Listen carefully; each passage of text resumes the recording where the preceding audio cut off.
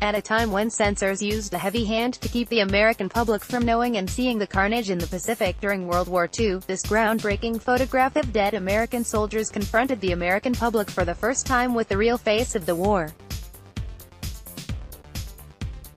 It showed the bodies of 3 American soldiers who had been killed on Buna Beach in New Guinea.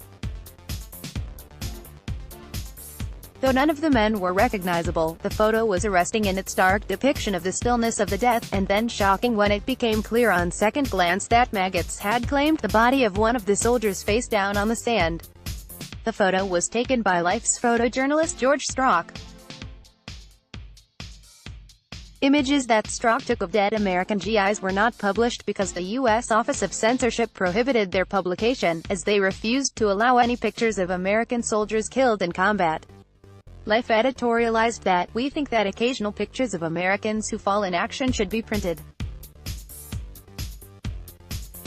The job of men like Strock is to bring the war back to us, so that we who are thousands of miles removed from the dangers and the smell of death may know what is at stake."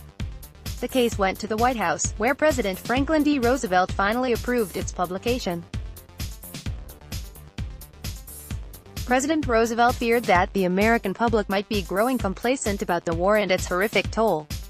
The photo, taken in February 1943, was finally published on Life's September 20, 1943 issue. The impact of images like Strock's was mixed. The image provoked considerable controversy.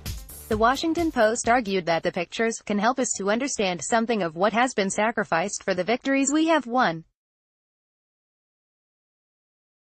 Some readers attacked Life for exposing the public to more information about the war than they were prepared for, or for engaging in morbid sensationalism. The picture improved war bond sales but negatively affected enlistments. Strock's photograph has been described as the most famous and influential photographs ever taken in any war. It became a classic image of war photography.